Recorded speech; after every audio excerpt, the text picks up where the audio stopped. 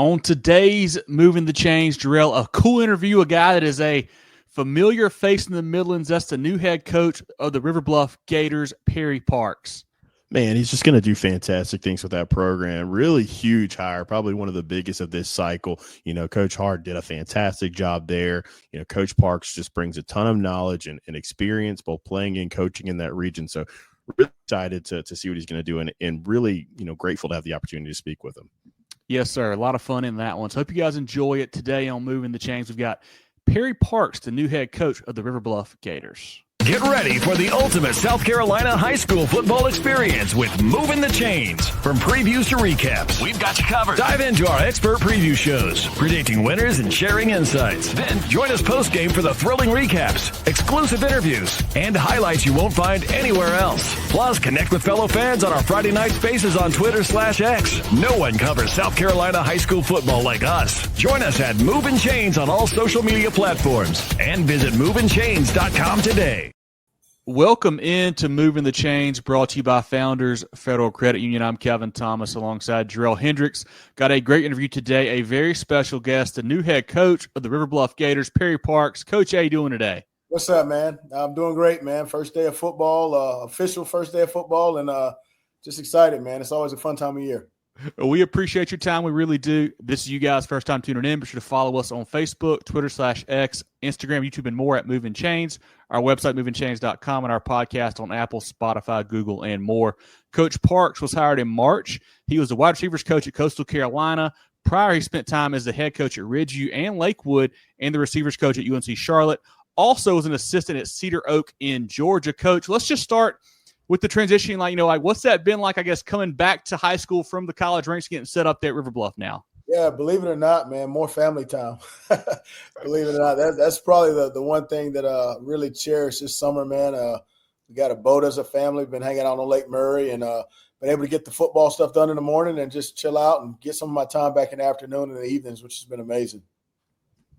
Coach Kevin went through your resume there, but we'll kick it all the way back. Like, how did you get into coaching? I want to talk about your background. Obviously, dynamic player, played at Coastal, played down there at Sumter. But how did you make that transition into coaching? Yeah, so getting into coaching, I kind of knew. I said I had a great experience as a player growing up in Sumter. But truly looking back on it, my experience, being on the team and some of the stuff that we did, it just wasn't like what I thought it should be. So kind of going to college, I kind of had a goal saying one day I want to be a high school head coach and provide an incredible experience for my players with the goal of being able to coach, in my hometown and kind of give back to kids that were like me growing up and let them know that through football, you can open up so many doors you didn't even think about being a kid. So I kind of was blessed early to kind of know I wanted to do it, being a senior in high school, and kind of just paid attention to my coaches extra hard when I was in college, and then really just studied the game and studied how people led players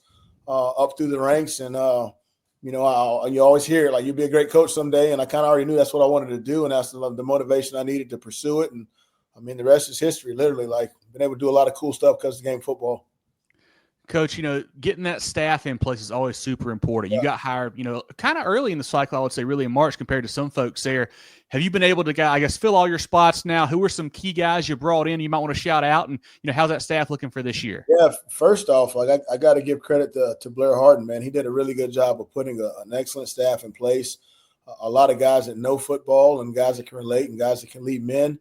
And I was fortunate enough to have been through two transitions. I go through my whole career and never been let go. And, when you don't get retained through a college transition, you learn a lot about yourself, but you also learn how to treat people. And coming into a high school situation, it shouldn't be that way. It shouldn't be that cutthroat with the staff. And I told those guys when I met with all the guys that were there, I'm like, hey, two things. If you're going to put these kids first and you believe in what I'm selling, I got a job for you here. I'm going to make a spot for you on the staff. So, shout out to Blair, man. He put together a real good staff. I kept a majority of those guys that were already on the staff. And then I brought in a couple pieces, guys that I worked with before and guys that I thought would be good additions. And I can say this is probably one of the best staffs I've put together as a head coach. And I'm proud of that for sure. Coach, let's talk about the schematics there. What you're planning on doing on offense and defense, what we should expect out of your team. And, will you call plays or what are you expecting there? Yeah, I learned that mistake early off in my career. I thought I was a head coach, and I had to have a OC, I had to have DC, I had to have special teams coordinator. And year one of my mentors said it best, like you got to do what got you the job in the first place. I'm an offensive guy by trade, so year one I'm going to establish my culture, our identity on offense, and the buck's going to start with me anyway. So I'll be able to coach my coaches, make sure the players know exactly what we're trying to do offensively. So we're going to be based out of 11 personnel. We're going to utilize the tight end. We will have some 10 personnel sets, some 12 personnel sets, but we're going to establish the run game first. Heavy RPO. It's kind of a mixture of West Coast offense, but still like traditional, like wide zone principles, as far as our run game, some counter scheme mixed in and some auxiliary runs. Defensively, we're going to be based out of a 4-man. We'll have the option to be multiple on defense.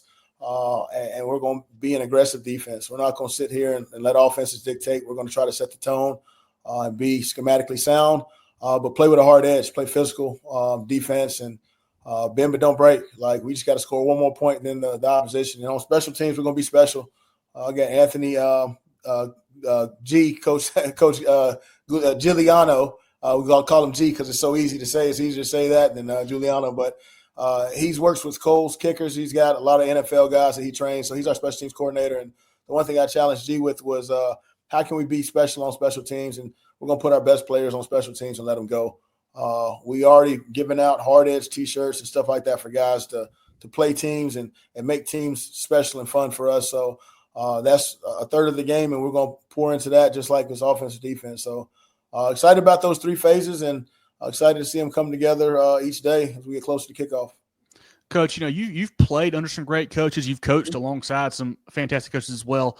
Who are a couple guys in particular that maybe have kind of helped, model the way that you coach now, or kind of, influence your style, I would say? Yeah, I tell you what, the first, everybody knows is David Bennett, like at Coastal Carolina. He's really a player's coach, but he's an excellent motivator. He can really do more with less than anybody else I've seen. I would be remiss if I didn't say Raymond Bonner. He was the guy that gave me my first first coaching job period at Cedar Grove down in Atlanta, Georgia. He believed in me when nobody else did and gave me that first shot. And then what was really crazy, like just talking about these doors opening up, I got to spend 17 days with Sean McVay. I did the internship with the LA Rams 2 years ago. And just to be around one of the best, like, I have a notebook I showed my staff here at River Bluff, and every sheet is almost filled. I was just sitting there being a scribe. Anything that came out of his mouth, I was writing it down. But to really understand the importance of situational football and have your team prepared for that is something I'll take with me to my grave. It was probably one of my best football experiences of my life outside of catching my first college touchdown. But to be able to sit in the chair right beside Sean McVay and that offensive staff in L.A. and to be able to hear from that and coach those guys was amazing as well. So he's definitely somebody I learned a lot from in 17 days, and I'm just thankful for all that I've been able to accomplish and be around because of a game. I want to ask you about that, Coach. That sounds like a fantastic experience, and it seems like it's kind of influenced the way that you coach offense. Obviously, the high school rank is one way. College is more spread concepts and stuff like that. But you were talking about how you're wanting to go West Coast and 10 personnel, 11 personnel. Is that the influence really that kind of guides your offense, or do you just pick from everything? Yeah, absolutely. Especially being around more situational football on the college level, and then kind of going back. And first thing I can say, high school football has gotten a lot better in the last couple of years, especially in the state of South Carolina. Like, our brand of football is definitely growing. And being a South Carolina guy, I'm super proud of that. And I feel like I'm a torchbearer of that, and want to uphold that standard. But being able to see different ways to skin the cat, being able to use different concepts, and basically just pick and choose, have a man beater and a zone beater on one side, play field and boundary. In NFL now, those hashes are like this. College, the hashes are like this. High school, like the hashes are like this. So spread them out. A lot more field-based concepts in high school versus college and NFL. But just to see how that stuff is executed and how that stuff is installed is awesome for me. And then for me to be able to share with my staff, and when those guys get head jobs, to be able to share with their staffs and so on and so forth. That's how football is kind of shared and grown per se. Coach, here on the program, we love to shine a light on the great kids we have across the state. Who are some guys you guys had that we should be on the lookout for on Friday nights this fall? Man, I tell you what, it starts up front. We got Landon Huggins and Alex Kirlo. We got two really good players. Those guys have been getting some D2 stuff going for them, some scholarship offers this summer, which has been awesome. Hayden Myers, we have a really special running back returning to our group. We have Braden Moore, quarterback, super special guy. We have 2 receivers that are pretty good players. I put them up with the best of the state, and Darius Carter and Nicholas Washington, really dynamic guys. On defense, we have 2 special corners, both of them named Caleb, so that's easy for interviews. Caleb Pinckney and Caleb Renwick. And then our linebacking core is solid with JoJo and Reese. We have Justin Matablo, Mason Stewart on the defensive line. He didn't leave the coverage bare for sure. Coach Harden did a good job developing those guys and leaving something for us to work with. They're young guys, so we have them for 2 more years, which is awesome to be able to build with. But I'm super excited for what we got. I'm super excited to see those guys compete and, just see them get after and get better each day. Coach, we're catching you the first day of fall camp, so we're getting to learn about that, and I'm sure that first day went well to get on the grass. But a lot of the hay gets put in the barn over off-season workout, spring, summer, and things like that. What were you able to learn about this team? As obviously you got to learn names and faces and things like that. But what were you able to learn overall from your team going into fall camp? We got a gritty bunch. We got a tough bunch of kids. They work hard. They're willing to work, and kids are resilient, man. We threw a lot at them. We installed a college offense, and like some of the coaches were like, just because I'm back coaching high school football, to everybody, my standard for what it's supposed to look like and how we're supposed to do it, that's not changing. So there'll be a lot of long nights in my household, and I'll be hitting my head up against the wall because it's not the way I want it, but I know that I'm holding it to a higher standard. So even if we start getting close, we'll be fine this season. But just seeing the way those guys work, seeing the way they accept the challenge, and seeing the way they're coming together with our program pillars, man, it's pretty cool to see for sure. You had been at the college level for a few years now, Coach. Mm-hmm. And what was it that really stood out to you about the River Bluff job when it came open that said, hey, this is the place I want to jump back into the high school ranks at? Yeah, well, I'll go back to my time at Ridgeview High School. We were fortunate to get that thing going and kind of completely change the culture of that program and get it to where it is today. Coach Howard's on my staff and love seeing what he's doing. He took over when I left there. But River Bluff was actually the only school that I was contemplating leaving Ridgeview for. I was a finalist for the job back when Blair got it. A lot of people don't know that. So going through this transition, man, I was all over the place. Interviewed for some couple of college jobs. I actually got offered a couple of college jobs that just didn't make sense for me financially or for where my family was at. And then this situation came available. We have family here in the Columbia area. We used to live on the other side of Lake Murray. Now we live in the lakeside side of Lake Murray. So just all the stars kind of aligned. One thing that kind of stood out to me, my oldest son said, hey, whatever school you go to coach at next, just can you be around me a little bit more? And that's kind of the one I'm like, golly, what am I doing? I'm chasing kids out of the portal. I'm, turning into an agent trying to offer and broker NIL deals to get kids to sign with us at Coastal. And, I got a rising middle schooler, an 11-year-old kid saying what can I do to get more of your attention? So I'm like, golly, that was kind of like the dagger because I was pursuing some NFL stuff too at the time. And I just kind of sat down with my wife. I said, hey, if this opportunity is something that we can make work, I think it's something we need to look at. And we both agreed, and it's been a great decision up to this point for sure. Coach, I want to go back earlier in the interview. You mentioned, your relationship with Coach Bennett as your, your college coach and a mentor of yours. He helped start the program there. We did a little bit of research, and that's pretty cool. You now being the third coach in that program. How special is that, for you and your family? Really, really special because he definitely laid the foundation at River Bluff for sure.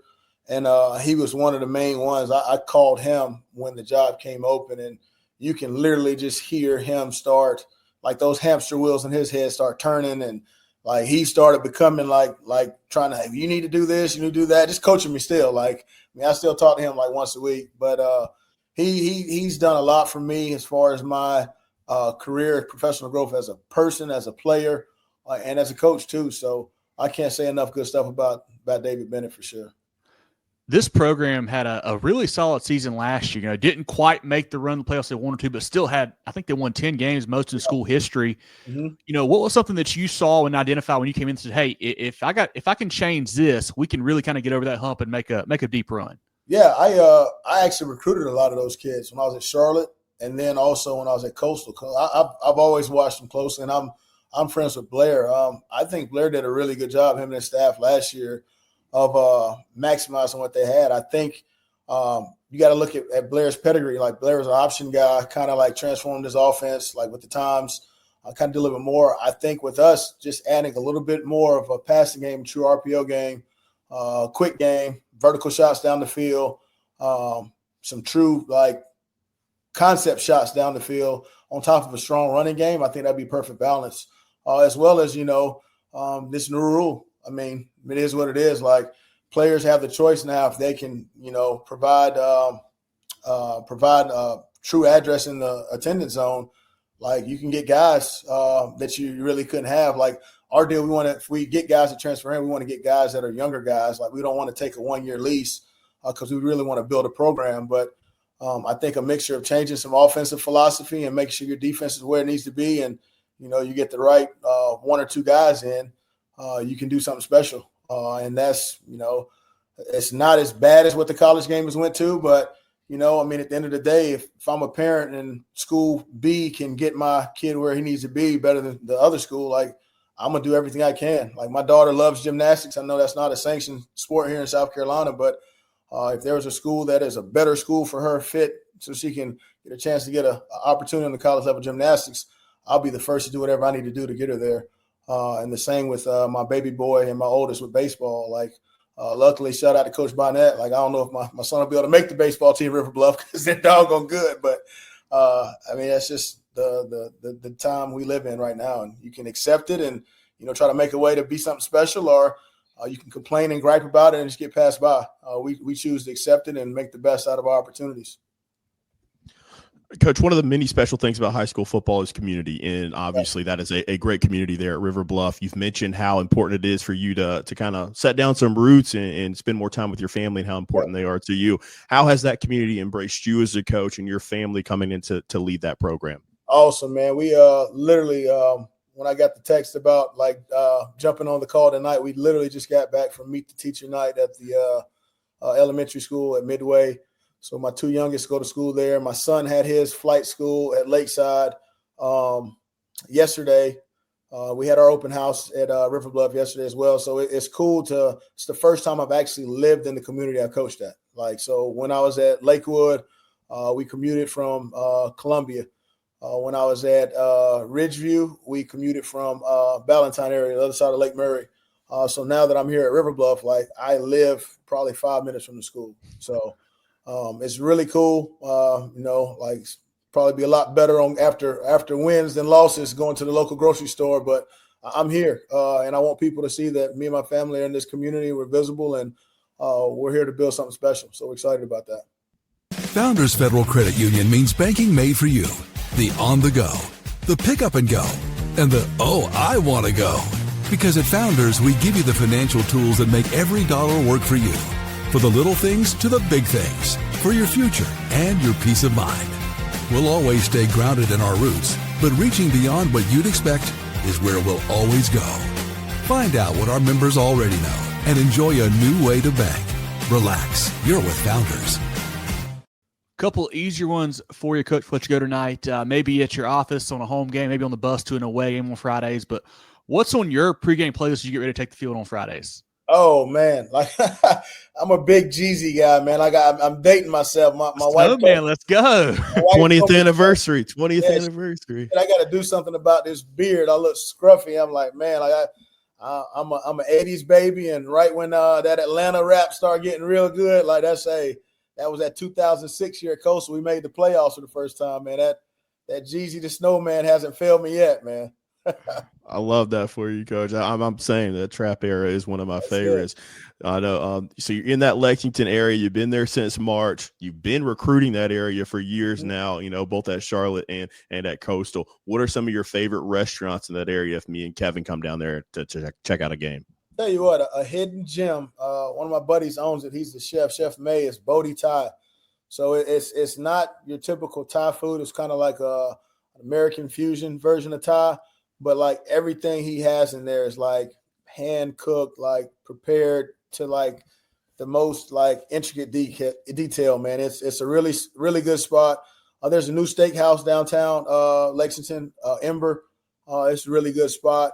But I mean, Columbia Staples. I mean, I'm still a sucker for rushes. Every now and then. Don't tell my wife now. I pull in the rushes every now and then and get me a cheeseburger basket. You know, and they went back to the old fries. They went back to the old fries again. Yep, some coleslaw, you know, and a sweet tea. And I ain't gonna tell nobody because I am a country boy from Sumter. So we used to have to drive up from Sumter to Columbia on Sundays to get little rushes and drive right back down 378. So you can't go wrong with rushes for sure. That's right. Well, last one for you, Coach. You know, what are some goals you guys have set for the 2025 season for the River Bluff Gators? Absolutely. So, like everybody knows, the region we play in 5A football is, I mean, it's the SEC. I mean, no disrespect to any other region, but when you got Coach Knotts and Dutch Fork, you have Irmo, you have White Knoll, you have Chapin, you have Lexington. Like, it's really good football. So, for us, we want to compete, you know, top of our region. I know that's lofty, but that's what we want to do. And knowing that if we compete in our region, we'll have a chance to win a state championship. It is what it is. But for us, we want to stay healthy, make sure we teach the guys football the right way, make sure we're playing up to our growth pillars, and enjoy it. Like, game of football has been so good to me and my family. I just want to kind of like just let my story be a light to these kids, man, and just inspire them every day. And, you know, like I said, I've done a lot of cool things because of a leather football. Like, so if it can happen to me, it definitely happened to them. And my day is just to uplift them every day and just keep pouring into them best I can and make sure that football is fun for them in the high school level. Well, this has been great. I want everyone to go follow Coach Parks and the Gator program on social media. They do a great job posting updates on their kids and their programs. Certainly check them out on there. Like I mentioned, follow us on all social media, movingchains.com, and our podcast on Apple, Spotify, Google, and more. Moving the Chains brought to you by Founders Federal Credit Union. Jerel, anything else for Coach? Let him go tonight. Coach Parks, just thank you so much for your time tonight. We know you're in the middle of preparation time, so we really appreciate that. Good to have you back on the sidelines here in South Carolina. I'm sure some of your opponent coaches are not happy to see you back, but we certainly are, and we wish you good luck this year. I appreciate it, man. They'll be all right, man. It'll be fun. Coach, we appreciate your time, man. Look forward to stopping by a game, and we're practicing it to meet you in person, and best of luck, all right? But I appreciate you guys, man. Thanks for having me on. Yes, sir. Go Gators. Get ready for the ultimate South Carolina high school football experience with Movin The Chains. From previews to recaps, we've got you covered. Dive into our expert preview shows, predicting winners and sharing insights. Then join us post-game for the thrilling recaps, exclusive interviews, and highlights you won't find anywhere else. Plus, connect with fellow fans on our Friday night spaces on Twitter/X. No one covers South Carolina high school football like us. Join us at Movin Chains on all social media platforms and visit movinchains.com today.